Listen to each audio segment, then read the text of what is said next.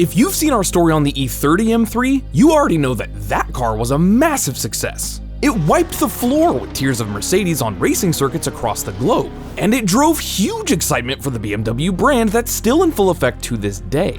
And if you remember, in that video I said that the factory straight up refused accepting orders for the cars after 10,000 or so reservations, because they simply couldn't keep up. But order numbers don't tell the whole story. The actual number of customers who hadn't changed their mind by the time delivery day rolled around, well, it was a lot less. So when it came time to replace the E30 with the all-new E36, BMW wasn't too excited about bringing it to the US. And they almost didn't.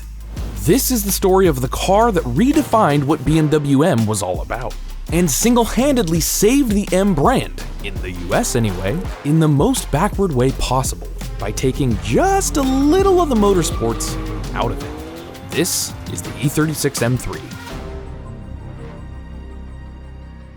Rewind to the early 90s. The digital age was blooming. Cell phones were morphing into pocket-sized marvels, and within the automotive world, a new class of sports cars was rising. Completely gone were the carbureted anemic steel boxes designed in the 70s and early 80s, and rushing in was a whole lineup of modern, forward-thinking, smile-inducing metal from the digital age. The Miata had just shown its happy little face for the first time. We had the mid-engined SW20 MR2, the tech-forward 300ZX, and of course, the GTR. The age of the supercar was in full swing too, with, yes, cars like the Diablo, the 959, the F1, but also a few more attainable offerings like the NSX and the Viper. The early 90s was the performance car renaissance.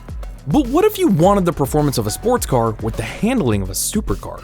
And what if you wanted it in something truly daily drivable? Something you could actually take a few of your coworkers to lunch in, that didn't punish you in traffic but would still reward you greatly on the weekend track day. Hot off the heels of the incredible racing success of the E30, the E36 M3 was crafted to take BMW's M division to the next level. Their mission? To sculpt a car that melts raw power, unmatched driving exhilaration, and importantly, everyday practicality into one cohesive masterpiece. Everyday practicality. The biggest lesson BMW learned from pitting their M3 against the Mercedes 190 was that it's one thing to make a race car for the road. It's another thing entirely to make a road car you want to take racing. Because while BMW ended up selling some 14,000 E30 M3s, Mercedes built over 19,000 16-valve 190s. And while the M3 dominated on the track, there was simply no comparison which car was better to live with on the public roads. And it wasn't the BMW.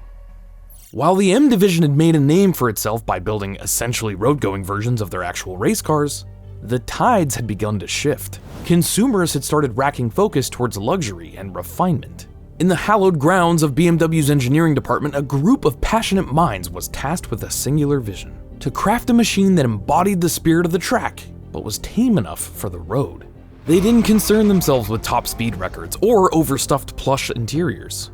Their aim was to create a car that would captivate drivers with its raw feel, much like the E30 M3 that inspired it, but with a sense of finesse.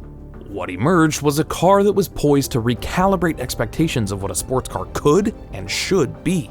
The E36 M3 burst onto the scene in 1992, first gracing European roads before making its debut in the US. Yet, owing to varied market requirements and regulatory frameworks, the US and European models were not mirror images. The European spec version was armed with a formidable 3-liter inline-6 engine, the revered individual throttle-bodied high-revving infinitely variable valve timing S50 that, with the help of the cylinder head designed from one of the fastest cars in the world, made 286 naturally aspirated horsepower. And here's where the problem comes in. BMW had just all but proven the formula of an M car simply doesn't work in North America, and so the decision was made that it simply wouldn't be sold here. For all intents and purposes, the M brand in America was dead. That is, of course, until 150 or so passionate BMW car club weirdos had their secretaries write thoughtful, well-worded letters begging BMW to bring it stateside. And by some miracle, it worked.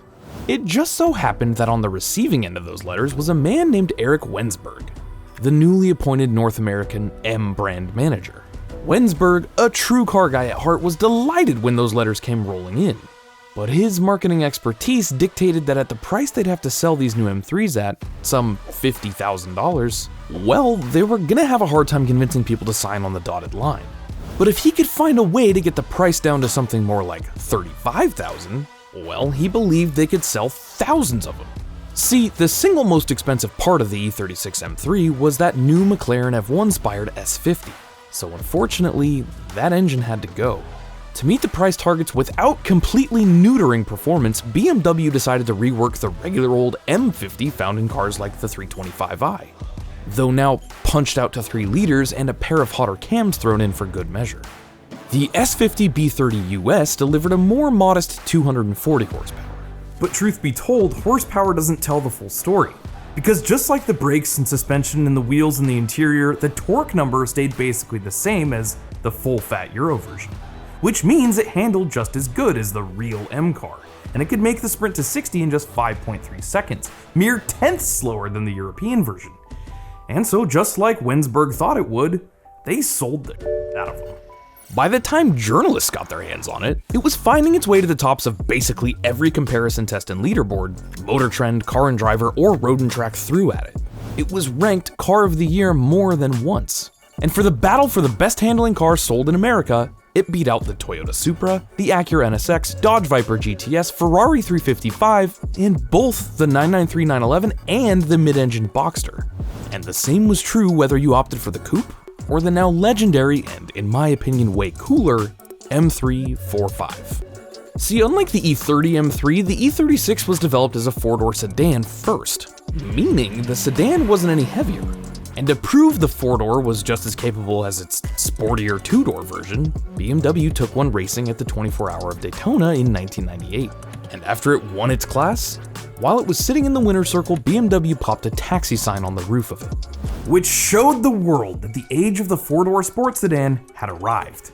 Now, let me be clear, the E36 M3 did not invent the sports sedan. But unlike those cars, which were considered full-size saloons, the M3 slotted neatly into the compact category, meaning it was cheaper, nimbler, and a lot less expensive. Inside, the cabin perfectly married the refined luxury of a BMW with the focused intent of an M car. The snug sports seats, crisp gauges, and immaculate finish of materials fostered an atmosphere befitting a machine made for passionate driving. So then how did BMW save the M division in the most unexpected way possible? Well, by taking the original recipe and serving it up just slightly watered down.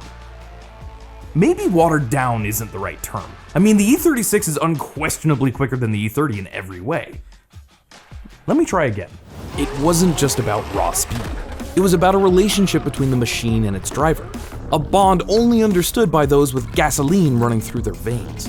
The E36 M3 wasn't solely a performance spectacle. It represented a harmonious blend of speed, luxury, and everyday usability. It was a machine that genuinely was just as invigorating on a weekend track day as it was composed on the morning commute. Today, the E36 M3 is celebrated as a timeless classic, a vehicle that influenced the trajectory of BMW's revered M division. This car wasn't merely an incremental progression from its predecessor, it represented a quantum leap.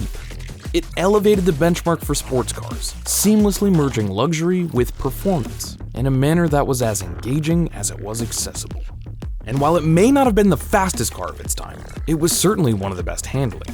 The E36 often proved one of the most gratifying to drive. It was a car that didn't just go fast, it made every journey feel fast, a celebration of the sheer joy of driving.